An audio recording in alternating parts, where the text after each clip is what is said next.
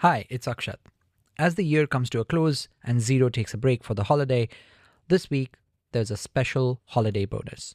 I wanted to share with you an episode of TED Talks Daily, which featured my TED Talk. It came out of the work I did on my book Climate Capitalism, which, by the way, would make for a great gift if you're doing any last-minute holiday shopping. I finished writing the book 2 years ago, but in today's politics, where the issue of climate is hardly front and center, the thesis of the book feels even more relevant. Because for climate solutions to last in the long run, they need to make money, they need to be profitable. Enjoy the TED Talk.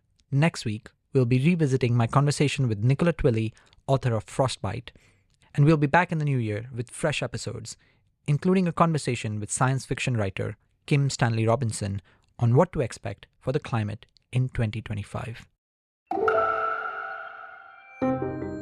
You're listening to TED Talks Daily, where we bring you new ideas to spark your curiosity every day. I'm your host, Elise Hu.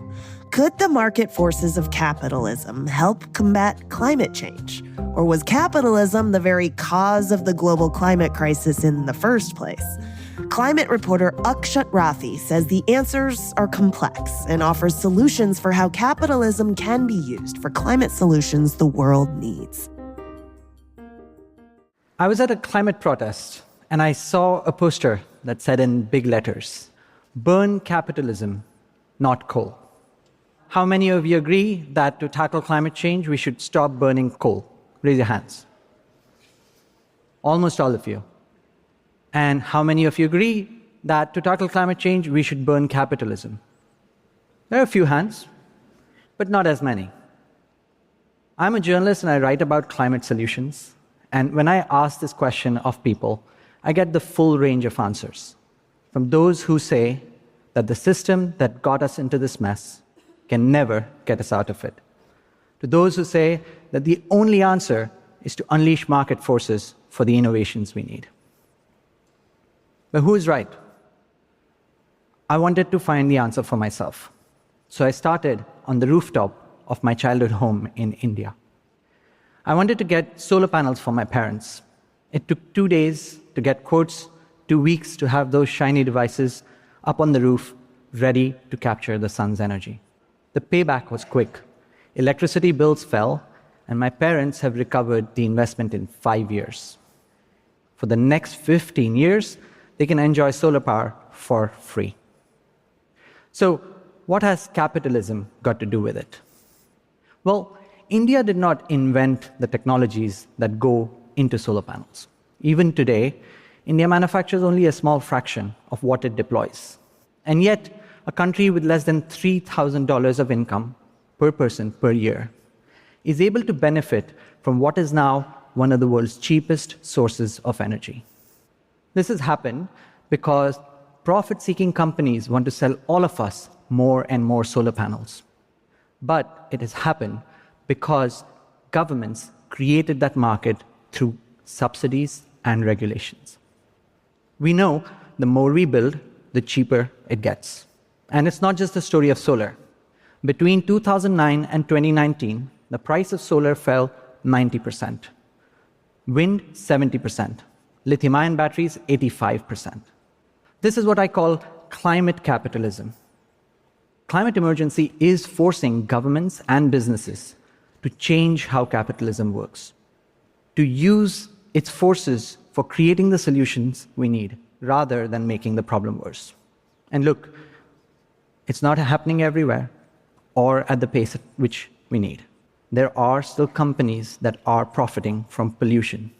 However, in country after country where I've had a chance to report, I've found that a combination of people, policy, and technology, when they come together, climate solutions do work.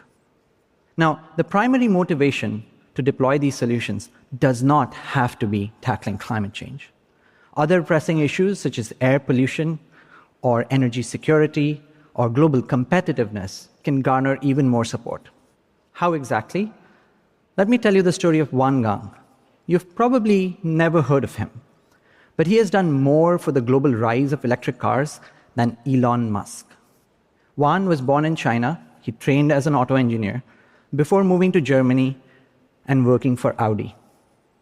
There he saw the lifestyle that Germans lived and realized that perhaps Chinese people may never be able to experience it. That's because in 2000, China burned about 1 barrel of oil per person per year. Germans burned 12 times as much. So he made the case to the Chinese leadership that the country needed to work on an alternative and that he was willing to lead the charge. So he was given a chance to work on a government program. Wan's team, in a period of 8 years, built hundreds of electric cars and buses that were used at the Beijing Olympics. In those same 8 years, the country's oil bill ballooned and its cities became globally infamous for air pollution. But Wan had shown that an alternative could work. If China could scale the manufacturing of electric cars, air pollution would be cut, oil imports would be cut, and most importantly, China would create a new industry that could compete with other countries. So Wan was made the science minister, and the government started giving out tens of billions of dollars in subsidies for the manufacturing of electric cars and lithium-ion batteries.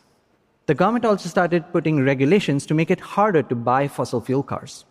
Even today, if you're in Shanghai and you want to buy a gasoline-powered car, you have to enter a lottery and win it.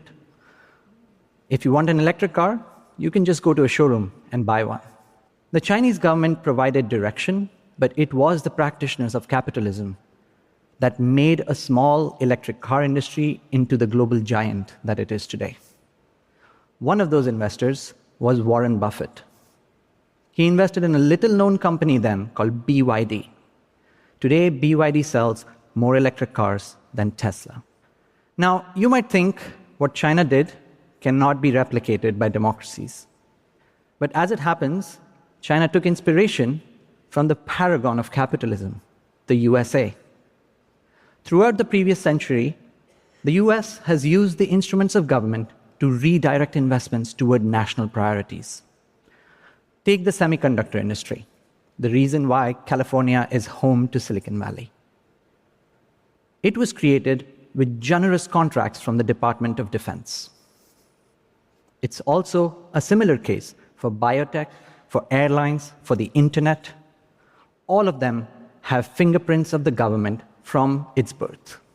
In fact, China's electric vehicle policy is a modified version of California's zero emissions vehicle mandate. That policy was crucial in keeping Tesla afloat by providing subsidies.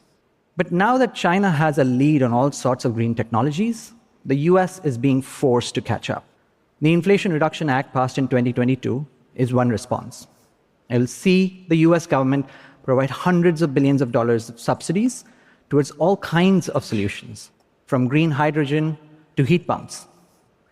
That will be multiplied by matching private investment. But climate capitalism isn't just about putting government subsidies to work. That's because the climate crisis is the greatest market failure of all time. Governments around the world have allowed corporations to pollute for free. And all that pollution is causing damages to all of us in the form of climate impacts, health inequalities, dislocation of communities. In some parts of the world, leaders are starting to correct that mistake. Europe has put a price on pollution and created legally binding targets. That has helped the continent cut its carbon footprint faster than any other. It's also changed how businesses operate in Europe. The Danish oil and natural gas company was founded in 1972. For 40 years, it dug up fossil fuels. Then Denmark adopted a carbon price and a climate law. And suddenly, its business model became implausible.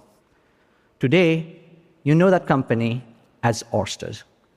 It transitioned away from fossil fuels starting in 2009, and it has become the largest developer of offshore wind power. This hasn't been a smooth ride.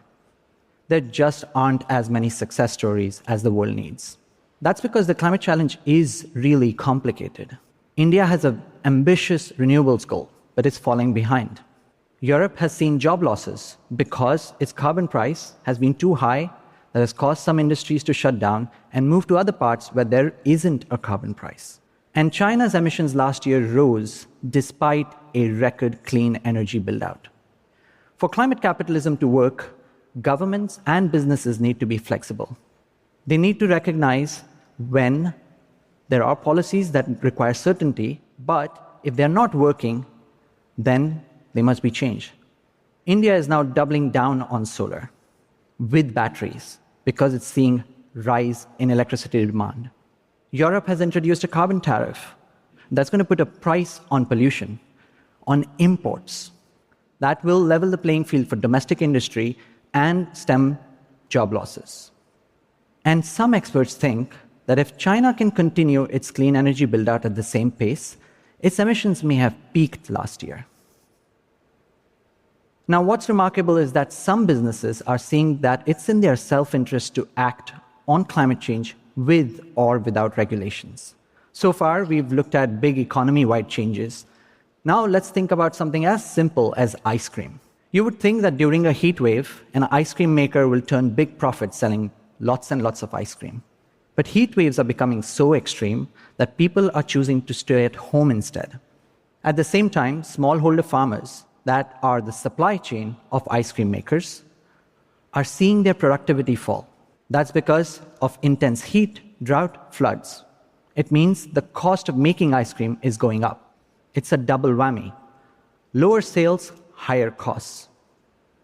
Increasingly, businesses are recognizing that there are fewer profits to be made on a planet on fire. So, let's go back to that poster. Is the answer to tackle climate change to burn capitalism, not coal? I hope the examples I've shared show that the problem isn't capitalism, but how it's being allowed to run. We only have a few decades left to get to zero emissions. The fastest way to get there is to change capitalism. How to do it? Through a combination of people, policy, and technology. Dedicated people, smarter policies, and cheaper technologies. That is how you'll get businesses to focus on the solutions the world needs. That is how people like my parents in India and all of us around the world will get access to those solutions. And that is how the world will finally stop burning coal and all other fossil fuels. Thank you.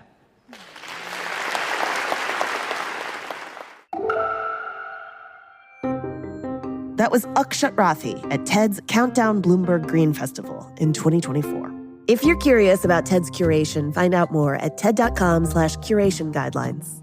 And that's it for today. TED Talks Daily is part of the TED Audio Collective. This episode was produced and edited by our team: Martha Estefanos, Oliver Friedman, Brian Green, Autumn Thompson, and Alejandra Salazar.